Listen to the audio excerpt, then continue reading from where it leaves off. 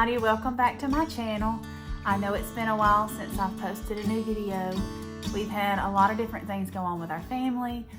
My sister has been sick and my daughter has been going through some stomach issues, but we're having to change our diet a little bit. I've had to relearn some new recipes using some gluten-free options and some lower sugar options. So today I want to show you one of our favorites, and it's a gluten and dairy-free and refined sugar-free chocolate chip cookie.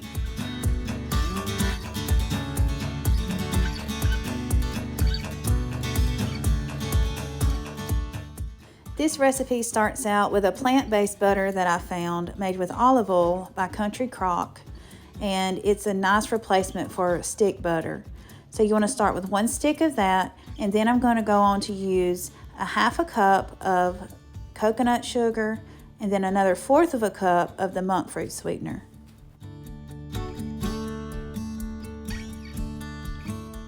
Next, you're going to add a teaspoon of vanilla, a 1/2 teaspoon of salt, and give it a good mix.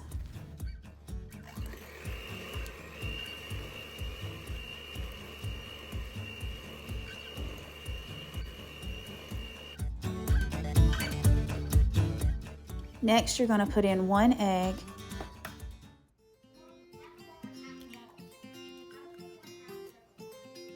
I'm so blessed I'm able to get my eggs from my friend Hannah to do my baking with. I use the eggs from my chickens for us to eat with.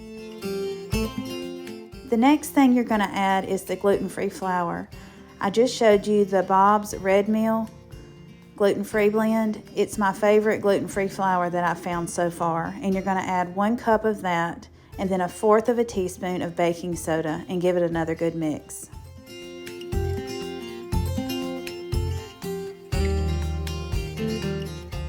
The last ingredient that you're going to add to these are these allergen-free chocolate chips, and I honestly cannot taste the difference.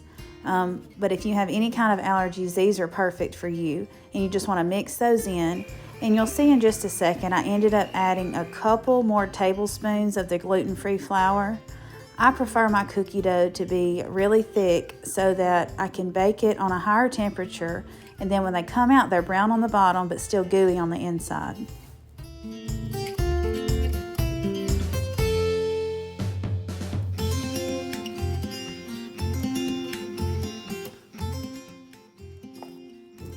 This ingredient is totally optional, but I chose to add in some chopped pecans. I didn't measure them, I just chopped up a handful and threw them in. I totally recommend adding nuts if you're not allergic, or just add any nut that you're able to have. At this point, you can refrigerate your dough for about 30 minutes, or you can even freeze it. But I just put mine straight on the pan and it turned out perfect.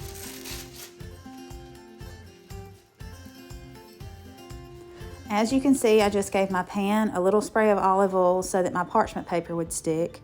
Then I took a handful of the dough and put it into a ball and barely pressed it down.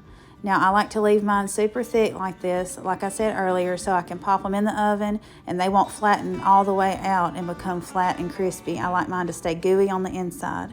And you'll just pop these in the oven at 375 for 10 minutes.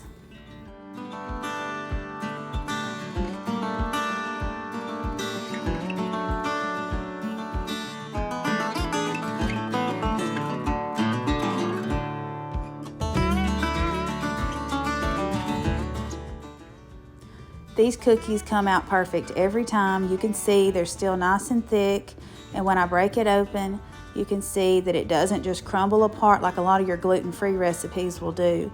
These hold together so well.